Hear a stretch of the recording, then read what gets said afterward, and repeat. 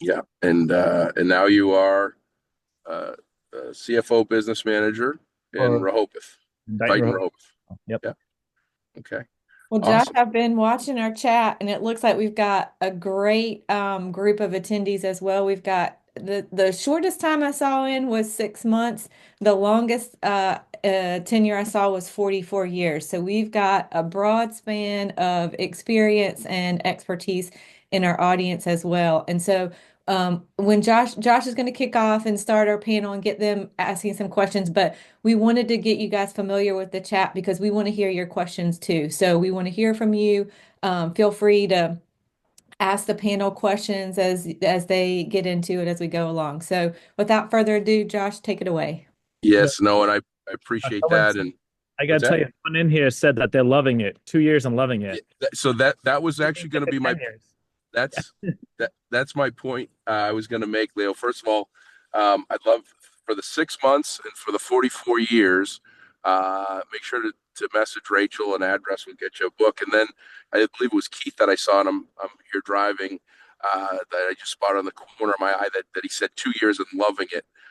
The hope is with the work that we do and events like this that we get everybody to say that they're loving it. I think most everybody on this does love it. They just sometimes don't share it or say it enough, and sometimes we get caught up in the minutia. And some of the older, longer term team members, that goes to this first question, which is how has facilities management evolved over the past decade? And I'd love to hear the 44-year attendee here share how it's changed over the last 44 years, because it's changed pretty drastically, and some trends that we see that are shaping for the future. So, who wants to jump on that? Maybe Dr. Payne, you want to kick us off with what your thoughts are over the last decade?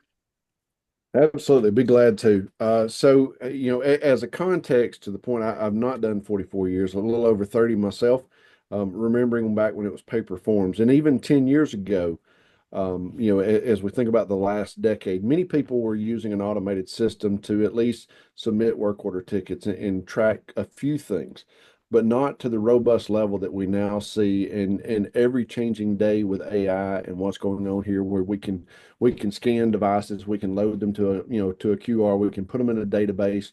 You can do searches for inventory parts of all types. You can have the diagrams instantly. You can load them,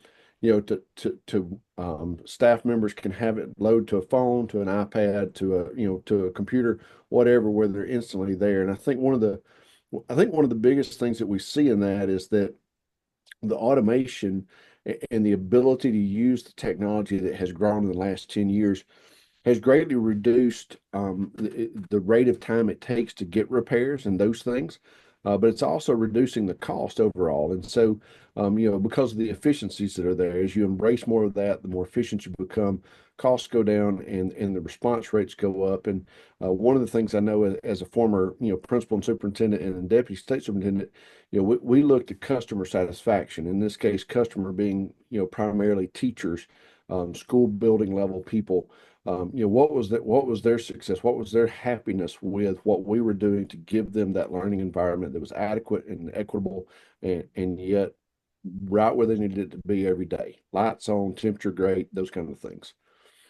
Yeah, you hit a bunch of nails on the head. I'm gonna ask Ann for a 19-year perspective. With me, with a 28-year, one thing that you just triggered in my brain is, and we call it client success, but customer success, client success. 30 years ago, the most important thing was that things worked, and that was it. There wasn't a lot else needed. And I think over the last number 10 years, the biggest piece that we've needed for our customers is to make sure that we're communicating properly to them, that they know what's going on, because so much of the work is done behind the curtain, and it's often overlooked. And sometimes people just think, well, the building was built right and it just runs, never mind the people that are behind it. And that takes us to, and I love your district perspective on this, as well as, you know, how much schools have changed in the last 19 years from your to-do list. It hasn't gotten any shorter. No, since I started, we've built 8 schools in our district. So we're the fifth largest in the state now. We have over 17,000 students and almost 2,000 employees. So customer service is really important.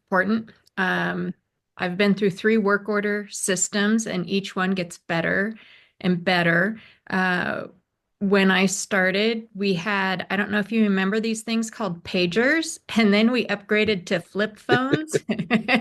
And now our maintenance crew has iPhones. And so technology has been so important in streamlining efficiency and how we do our jobs. You know, our crews can be out in the field.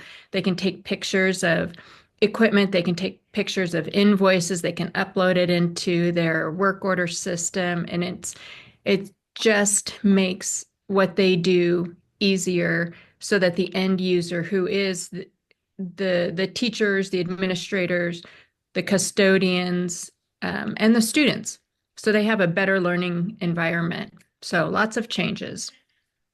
Yeah, we actually are starting to see students that are being more aware of the environment and making a point to share how they feel, and it's, how to make it optimum for them, and communicating that. So yeah, absolutely. That's um, 8 schools, 8 schools in how many years?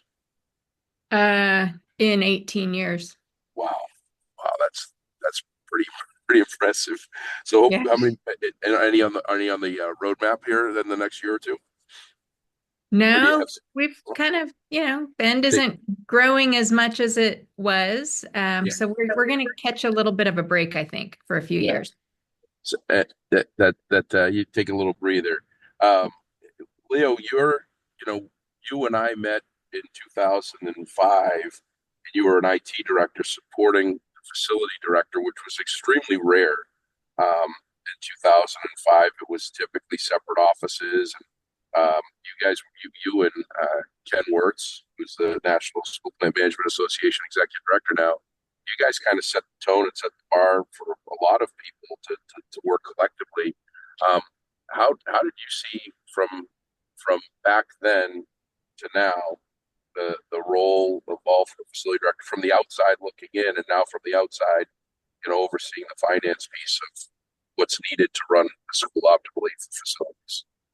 Yeah, so I think about some of the biggest changes have been that focus on customer success in our role, right? So when it's the IT tech or the maintenance tech on site is trying to be responsive to their constituents, right? And using the software accordingly to do that. The feedback loops to the people who reported the problem, the ability to show that turnaround time and giving the tools for the supervision of that process to aid in that, right? And I think that's been evolving quite a bit.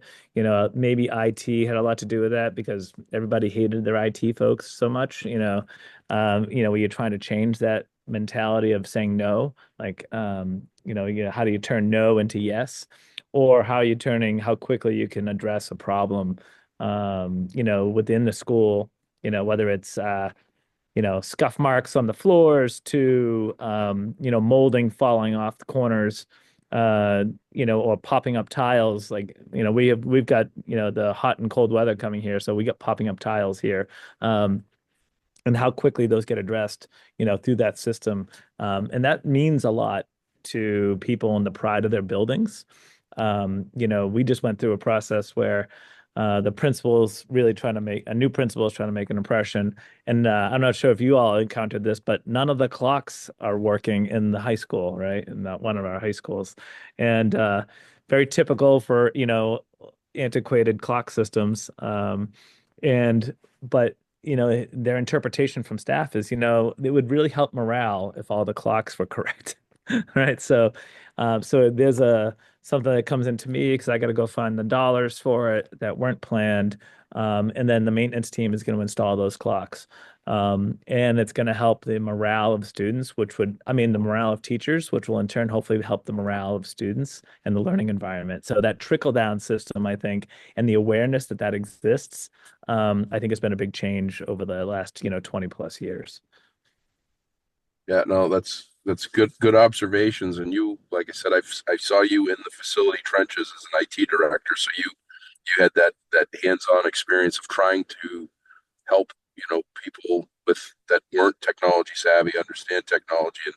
And when we met high-speed internet was just starting. I mean, we talk about technology today and the speed, and we forget that just 10 years ago, software as a service was still somewhat not in its infancy, but just really being adopted by people to help leverage everything from their CMMS software, their control systems, everything. So um, this is great. And I'd love to see anybody who wants to put some chat in here. I just in their comments, I see the just popped up Keith Watkins from New Rochelle, New York.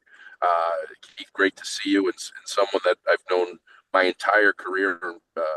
I guess probably my entire career since 1997, and watch you come up from the ranks, and now one of the top facility directors in the great state of New York. So I'd love to hear any input that you have or anybody else that has some comments or questions, concerns. Just put it in the chat.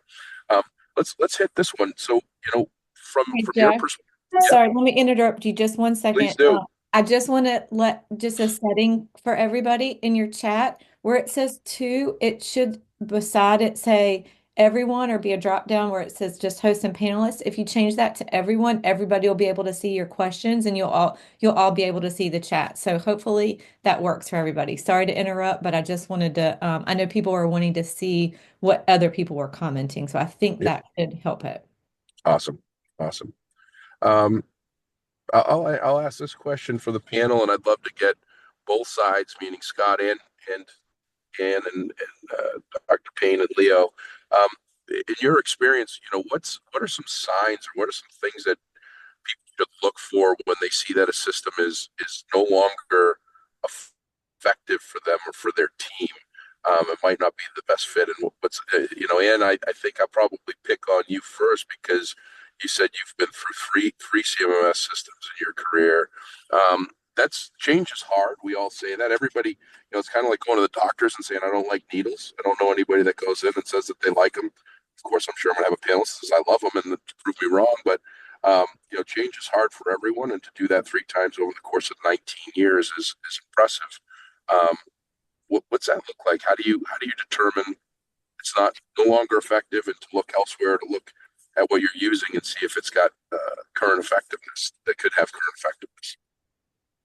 Well, I think we have to look at what do we want to do with the system? What are we wanting to show where our hours are? Are we wanting to show how much it costs to fix 3.2 million square feet so that we can look at bringing in more budget dollars for maintenance? So we try to look at it as a whole because there's budgets, there's efficiency.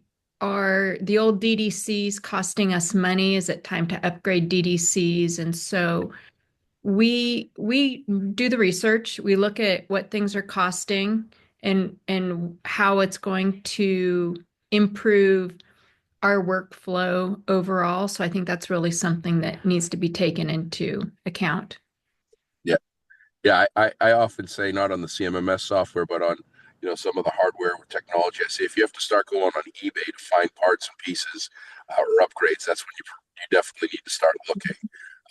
And in my role and what I do and what Scott does, and I'll love to get Scott's insight on this. I think you're probably in agreement to this. I tell people they should reevaluate their system yearly. Any systems, just reevaluate. Say, is it still doing what it was designed to do when we first got it, and what has changed? Because technology is evolving just so fast, and then the value aspect. But Carp, if you don't mind chiming in, I've let you be quiet far too long. That's fine, Josh. For me, it's about change. When Ann said, you guys said change was hard, and what are you looking for? I think, for the main thing, are you doing anything at all? Are you working with the system? Are you doing the things that you can do with it? We've seen such a change, from people doing paper to the internet to AI, where you can do everything on your phone now, right? So it's a big change, and I think the things you should look at because of all that change. If you, like Josh says, if you've been with somebody for quite a time, whether it's your DDC system, whether it's your lock, key and lock, how you're managing locks, whether it's a CMMS, I think you always should evaluate it and look at, is it the newest technology? Because as technology gets better, it also becomes less expensive. so you can do things to be more efficient. You can save money, and you can, make your team and yourself look better, to Ann's point, by when people ask you questions, or are you being able to answer all the questions that you have when people bring them to you. And those are the things I would say you look for, Josh. Are you able to do your job, and also answer questions that are asked to you from not only from your bosses or your whatever, but from your customers. Are you easily able to let them know what's going on and what you're doing? So, Yeah. Scott, build on that and say, a lot of what you're saying is that streamlining. We're all up against some pretty serious like changes and shifts in education today. Resources are going to be strained in different ways than ever before. And being able to, no one expects to have to call two different people to get an answer, right? And say, oh, well, you're going to have to call IT, or you're going to have to call the secretary, or you're going to have to call this person, right? Having the systems talk to each other, having them embedded together, along with the integrations on the outside, so that when someone from the outside books your gymnasium, and they want to book it for, a presentation. So they need a projector or set up so it's going to create the right IT work order, and they need chairs. How many chairs they need set up? So your custodial, your maintenance team are getting those set up, and then you're going to invoice them too, right? And then having those seamlessly connected together so that when a question gets asked of the gatekeeper or the secretary of that building or the principal, they have one place to really go, right? And be able to answer all those questions, make those adjustments, see where the ball was dropped, if it was, or what other resources constraints there'll be, connected with the other things you're doing in the background, that empower that workflow is really what's going to really make, this next generation of product what schools really need, because it's, our pool of candidates that we're bringing in to engage in these jobs, they don't have the years and years of experience that we do when we started when we were 5 years old, right? So, especially Anne. No, I'm just the Thank you. you know, I was 6, so uh, they having that they're not going to have that same type of dedication, right? They're not going to have that ability. So being able to offer that information up is going to empower them to do a better job on our behalf. So, and I think that's a lot of what we need to do with our systems. And frankly, that's where the tech has kind of fallen down in the last 10 years, right? We haven't connected the dots appropriately in our systems to make that workflow just be that, answer those questions right away. Yeah. No, that's Hey, good. I And want Lee, to piggyback on that one real quick with Leo there. yeah, That one of the trends I see coming, obviously we all hear about something in the news every day with AI and LLMs and those things. And so, having that integration between the various systems you find in a school system beyond the CMMS is critical. But then I lean a lot on the background I have in Lean Six Sigma and following efficiency and those things in terms of, one of the things that's out there when you have a system like Leo was describing that can do all of those things in one place and then connect where they need to, you're going to have a great ability to measure key performance indicators, both internally and against, benchmarks from other places as well. That you can do that, and so that's what you really like when we look at what is our system giving us.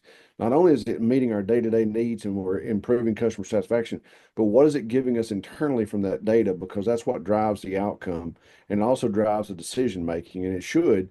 And so I think that's where you got to be critical with that. It's like, okay, what can I get out of it now that I can go analyze and come back? But it's all integrated together.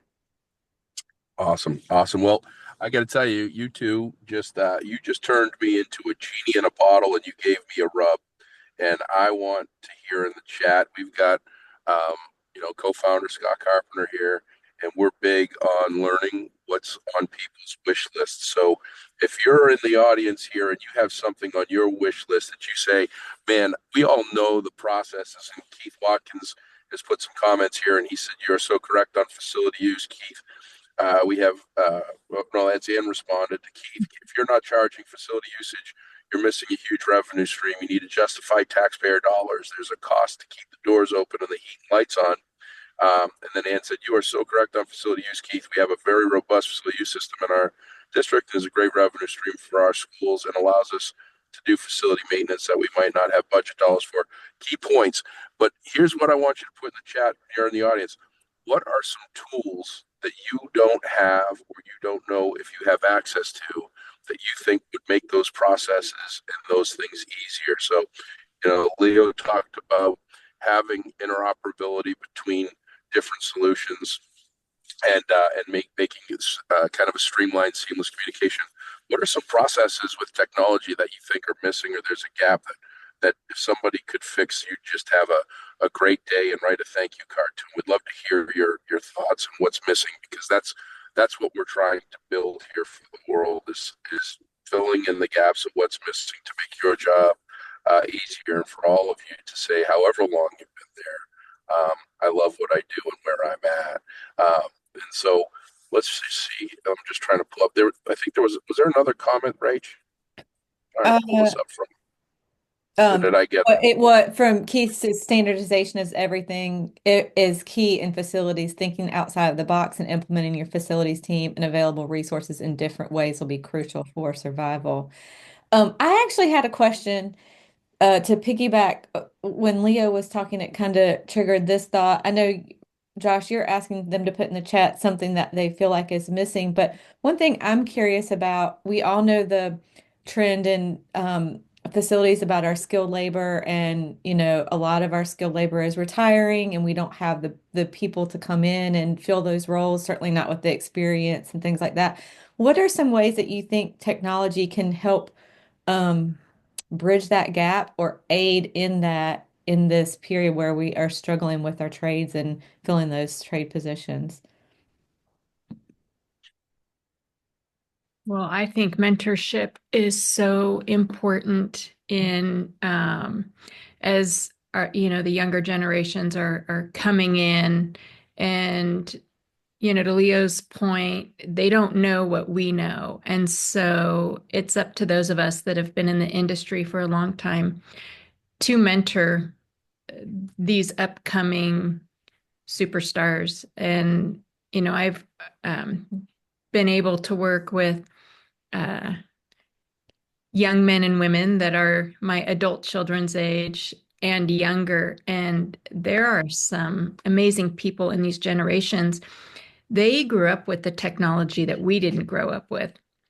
And so if we can utilize them for what they know, I think that would take us to that next level of technology and just understanding things from their point of view, and utilizing the gifts and the tools they can bring that we didn't maybe have at our disposal.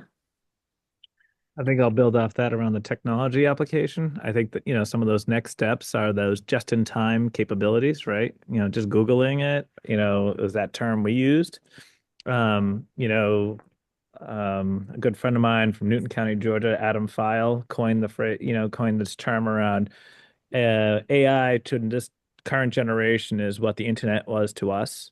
So, what that means is that they're going to be going to AI to tackle problems faster, just like we are today. And you are building into your platform is that, beyond that next problem solving piece will be having a technician come in, or it'll be an LLM guiding you based off the picture that you're showing through the video on how to fix a problem, or what part to order, or what size part to order, or just order it for you, right? And so that ability to have that in the palm of their hands or in a tablet of some sort, or even some sort of glasses, once we get down the line, is that it'll be taking a picture and it'll be guiding you through the ears on how to fix the problem that you're working on. We have a pretty large CTE program, or a career technical education program, and we're exploring that just in our automotive and our machine shop learning, where they're using some AI and some augmented reality to take a look at brake pads and in a brake system, and it'll tell you can tell it what model car it is, and it'll give you feedback on how to change the brake pads. So as we're engaging in that in all aspects of facilities maintenance, and IT maintenance, there's a whole next generation of learning, and it'll be more natural for this next generation coming in, right? And to Ann's point of, leveraging their strengths, they'll be able to take that on and hopefully save us, streamline that process better, bring better customer service, and maybe reduce some of the overhead that we have, both in time and money involved. Hey, Leo, I want to expand on that a little bit. A lot of times we talk about stuff, and as I've been in this industry, when we went to the internet, people are like, "Where's my data going to go?" The fear of everything, right? And I think it's important to understand, AI. You're going to hear good things, you're going to hear bad things, just like you did with the internet, right? So I think, as you get into it, have an open mind and don't have the fear of using new technology. A lot of us have fear of using new technology, but like everybody said, if you can move to this newer technology and AI is part of that, it's going to help you do your job. It's going to help you do things faster. It's going to help bring on a whole new group like Leo and Ann were talking about. So I think a big thing in this whole thing is having no fear, and moving forward with technology. So.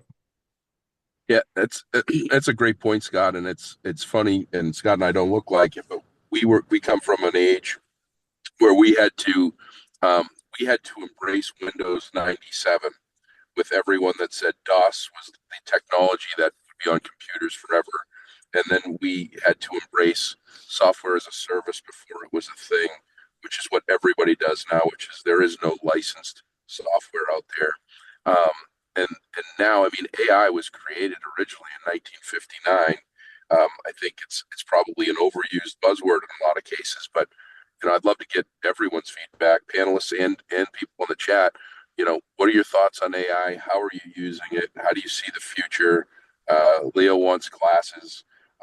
I love some of the pieces that I'm using it for, whether it's doing asset collection and helping a client, or creating PM task books, or creating an email. I mean, think about this. You can actually get away from sending offensive emails just by asking ChatGPT or Gemini or any of these other tools to give me a less aggressive form, passive aggressive email to send to someone because I'm really not happy right now. So throw out some Doing a lot, thoughts, huh? ideas, opinions. Yeah, no, that's why my emails are so nice to you. My email after this about the comment about me not wearing a shirt. Wait till you see the email you're going to get. It's going to be beautiful.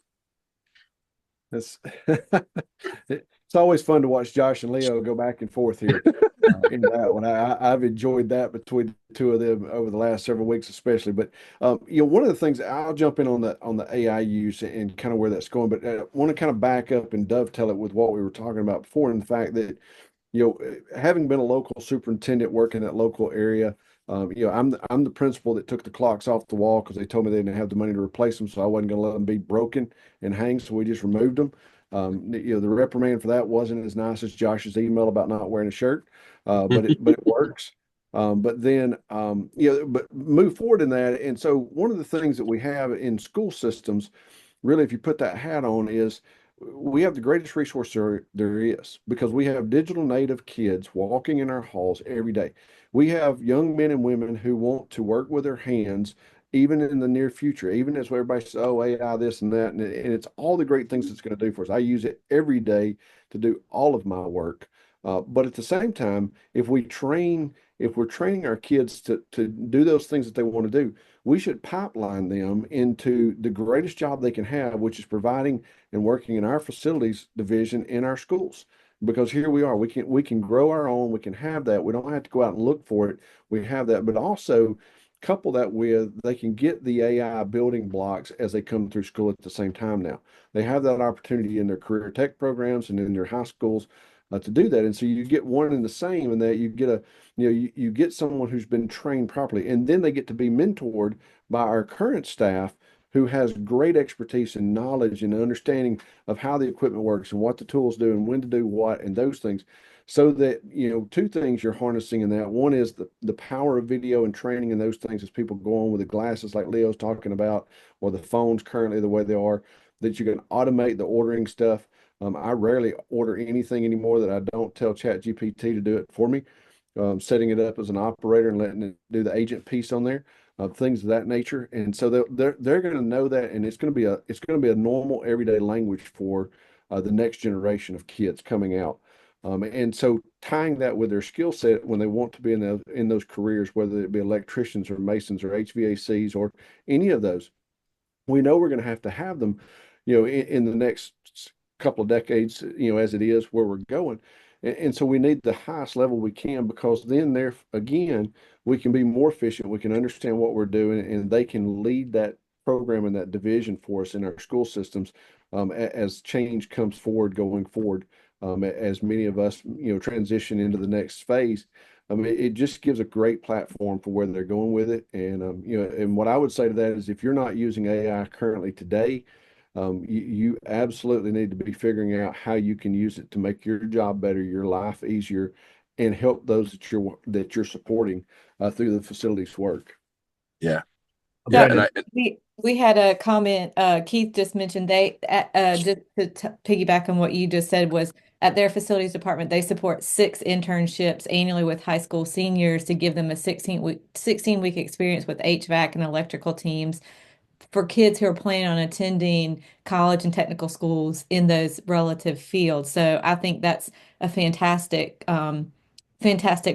And I was actually going to piggyback. I mentioned in the chat that I've been in this industry for 19 years, but I feel like I was raised in it because I was actually raised by a facility director who worked in both manufacturing and school facilities. And so one of the things he always talked about too is using people's own personal interest in technology. We kind of talk about having no fear and change is hard, and how do you bridge those gaps? And I think finding the maybe 1 or 2 people on your team that does have a passion for it and letting them kind of run with that passion. It's a great incentive for them, but it's also a way for them to teach internally the teams.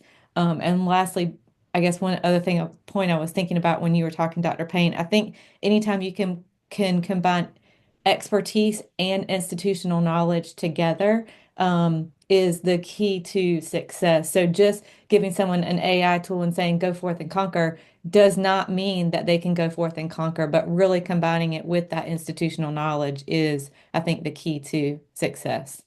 agreed. Yeah. Thanks, Rach. Was that Keith Watkins that put that? Yes, it was.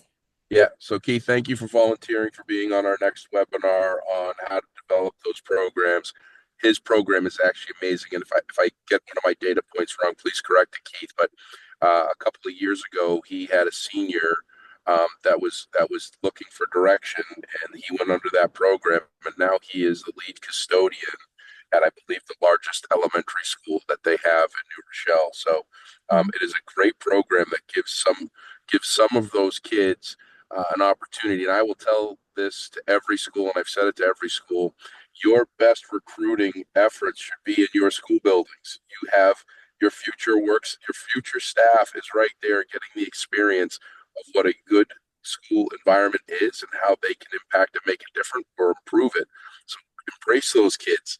We all sometimes think we can't wait for them to get out, but we want them back in and working with us and getting that staff load going. So just on the next point I want to touch on, if people can put in the chat, how long have you had your CMMS software in your district, your current CMMS software in your district? And kind of triggered me with the she's gone through free. How long have you had your current, and how many have you gone through in your career?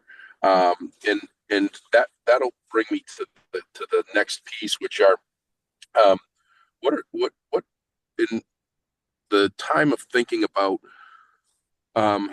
hey, we should consider a new CMMS, because, and what we're seeing is, in the prior life, we found that the average school district had a CMMS software for an average of about 8 to 9 years, and that's just the company could do a moderately okay job, or even kind of a bad job, and once you made that switch, or once you made that commitment, you're in it for 8 or 9 years. We're seeing people drop a new vendor after 6 months now, which is great, because it's telling people, you're telling vendors that you will no longer be satisfied with giving good money to bad service.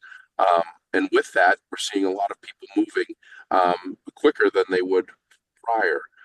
But let me ask the panel, because you've all three of you have some experience in this. What are some red flags that you should be aware of or think about when you're evaluating a new system or a new vendor? And I mean that we're talking about CMS, but I guess that could be anything. But what are some red flags, or what are some things that you want to look for that would make sense for you? I'm a big proponent of UX, right? User experience, Josh. As a CTO in the Newton Public Schools just outside of Boston, my first grievance ever filed against me was for the number of clicks teachers had to do in their learning management system.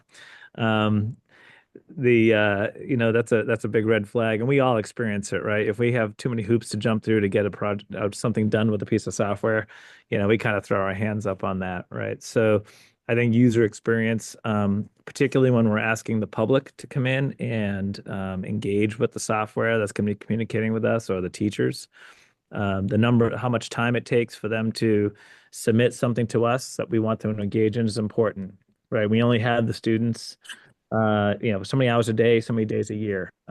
Teachers are the same. So we really want them focused on that.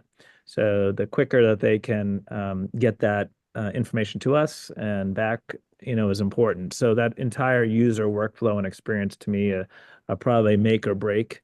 No matter how good the technology behind the scenes is, if you can't get it access to it in a meaningful way, and interface with it, it extends the implementation time and the impact of the software product. So to me, that's probably one of the number one items for me. I think for me, one of those things, and I can look at it both from a district level and a state level, is that as you look at those things, I mean, to Leo's point, user experience is utmost. It's probably at the top of the list. But after that, what I look at in that is really is, when I'm looking to purchase software to help my district or help the state or whatever it may be, I'm looking for that partnership. What is the credibility of the team that's coming forth with the product solution?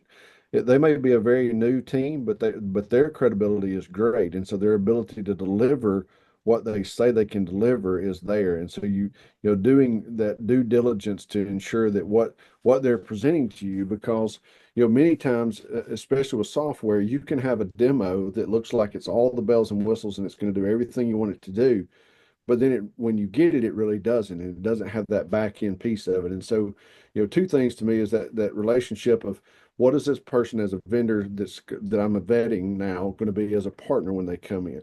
And that vetting can be done through demos. It can be done through RFPs, RFIs, where whatever your process for procurement is, but you want to make sure you have due diligence in that you understand that what they're presenting to you is going to work and do what you want it to do.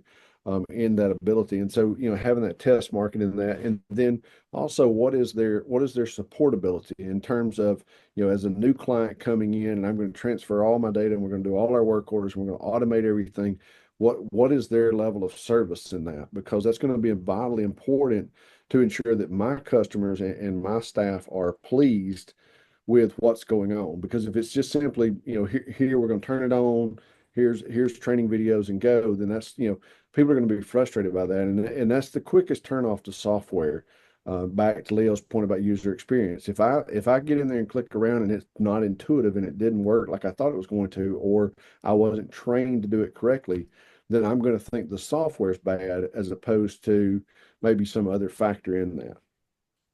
Yeah, I agree. What the customer service is so important. And, we've worked with various companies in all aspects of maintenance where, a company gets bought and sold and bought and sold. And then next thing you know, you go from feeling like you've got a family to you're just another corporate customer. And so customer service to us has always been really important. The easeability, when we do a work order, we want the custodian or the teacher or the office manager to go through as few steps as possible. So yes, as few clicks as possible. And we want to make sure how we set ours up was anybody can put in a work order and it goes to the custodian at the school to approve because they may be able to fix it. But we still want it to be so intuitive that a teacher that's never used it can say, oh, this is super easy. Get the work order submitted, custodian says, yep, I need maintenance to fix it, and they send it on to maintenance. So we want something that is very usable, user-friendly, and intuitive. Yeah, that, From our side, Josh, I've always told our team, is a company easy to do business with? And what I mean by that, what are they wanting you to sign? Are they wanting, contracts that agree to, increase in payments and all this stuff without giving you the service? So, I've always stressed for our team that when I look personally for something, I want to work with somebody that makes it easy to do business with.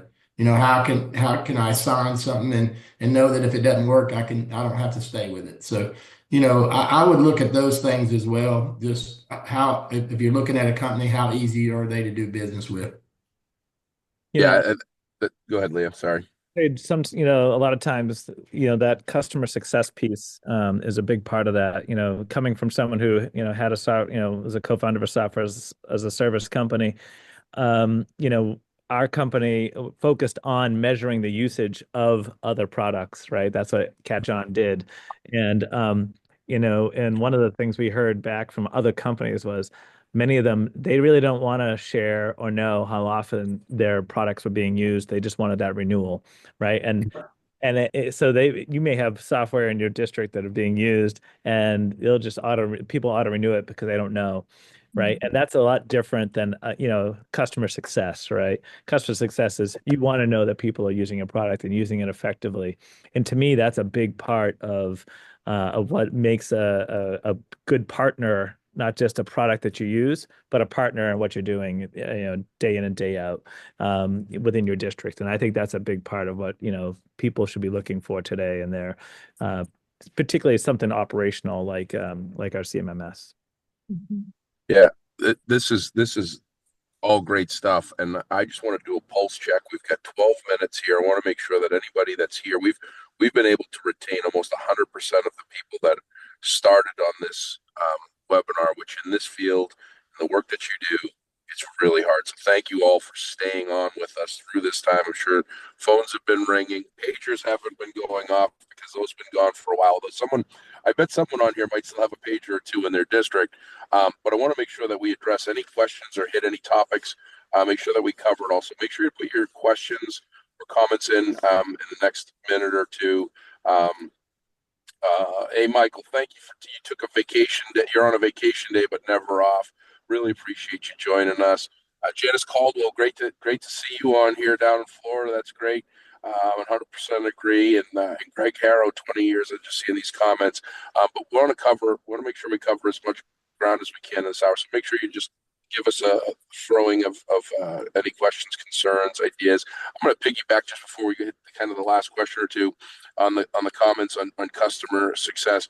It's amazing that we're talking about technology, and across the board, everyone said that the user experience, the customer experience, and customer service is most important, and it's almost always the most overlooked piece in evaluation. And so it is, I tell everyone that I work with, test my word before I trust my word. My book that is being released, it has my home phone number right in the front of it. For any person that reads my book, they can call my home phone number and talk to me and ask me how it is. I'm not saying that everyone should do that, but I think that first and foremost, before technology, every company that you work with understands you're a name, not a number. Kind of what Leo said. We became a society for a period of time where we just renewed our Netflix and didn't pay any attention to it until the price went up from $7.99 a month to $19.99 a month. And we go, well, what the heck am I paying for? And it's a great service. I love it. I still have it. I still pay the $19.99. But we have all these subscriptions and they just get bundled in. But you need to make sure, don't settle for bad service. Don't. What I will tell you is any person that wants to earn your business, and I can't do business with all of you, and I see so many of my friends on here. I love to see the stuff pop up on the chat. Friends of 20 plus years that aren't clients of mine, and they know very well I don't try to sell anything. I want everyone to get the service level that they deserve, whether it's from me or their current vendor.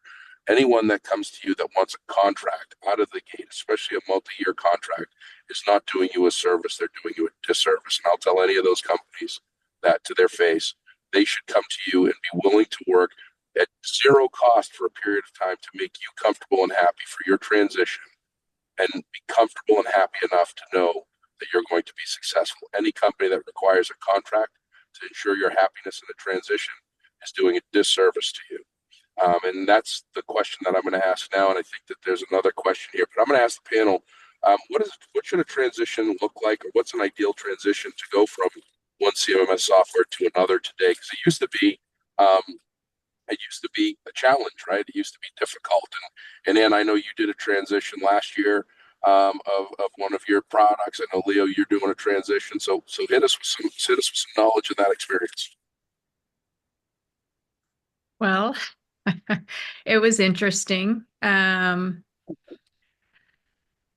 There was not a contract per se, but some language in an invoice that if I didn't give notice within so many days, then I would be charged the full amount, even if I canceled my subscription. And so there was some challenges that we had to work through, but it ended up being we left on a positive note, so that was really good. But I think it is watching and not watching, reading and knowing what the language is, whether you sign a contract or not, because there's language in invoices, there's language in emails. So be very diligent, especially in knowing what, if you're going from one platform to the next, what the previous one is saying. Because there's a lot of gotcha in wording. And I just have to say, I hope Keith Watkins is going to be at NSPMA because he seems like a hoot. He absolutely is a hoot, and I'm not sure if he's going to make it or not. But it's you can tell by his comment that he has had conversations about my rooster and my dog, and apparently now I know he's walked away from the phone. Any of the other panel members want to talk about what transition should look like, or anything to steer clear of? Or and I do have a question I'll address afterwards for Keith McIntyre. Well, I would say that, to echo Ann's piece, yeah, I mean, yeah, they try to stick you on that language. And again, that goes right down to that. I had a product just hit me. I've only been in my district for about a year and a half, and they send an invoice expecting it to be paid. And they still had a person managing that account on whatever software it was from 3 years ago. And guess what? It's not going to get paid. So, and again, that goes back to I said, your customer success was pretty poor. I don't even know who you are, and I've been there for 18 months. And so that's one thing I would say about, some of again, that is where some of these companies just expect you to auto renew. And they don't keep track, and they're not checking in quarterly. And that comes down to the top down on that management of your customer success, and I would say the other is, yeah, it's a lot of work to shift systems. When we did just move, luckily my new IT director had experience with OperationsHERO, which was great for me because I could say, go make that happen. Let me know how it goes. But outside of that, you just a lot of preparation work, right? It's just and pick a date and kind of stick to it, and it'll be painful. And kind of rip that Band-Aid off so that, once it's implemented, it's implemented. Keep in touch with your customer success person at OperationsHERO because they were real help for us, solving small problems and getting our questions answered. So I would say it's just give it the attention it needs, and it'll be very successful. Yeah, and I'll before you go, Brendan, I just want to give to piggyback on Leo, Paul and Brooke and Tara and Nancy on our client success team. They make Scott and my and everybody else's job easy because exactly what he said. So thanks for the work that you guys all do behind the scenes every day for all of our clients, for Leo to openly say that. So Brendan, sorry, didn't mean to interrupt, but I didn't want to go without giving a little gratitude to my team. Oh, absolutely. No, great job on that. I was just going to say to Leo's point and Ann's about that now this is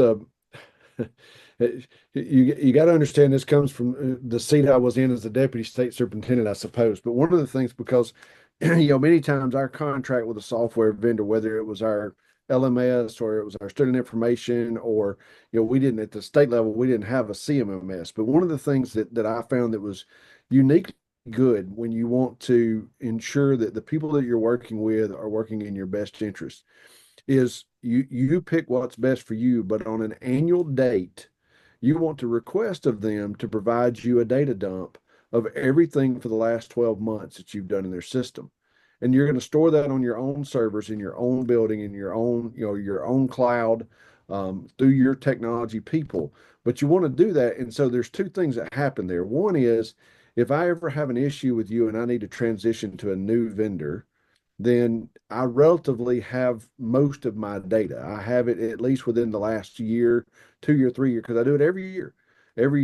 And so, and then the second thing is they understand that if they're not providing for you, they can't hold back and say, and well, we're not going to give you this data. And I'll give you a, for instance, I'm not going to call company names, but why that came to be. We had a situation where one of my directors wanted to transition to something else, and they had been on one software for 10 years.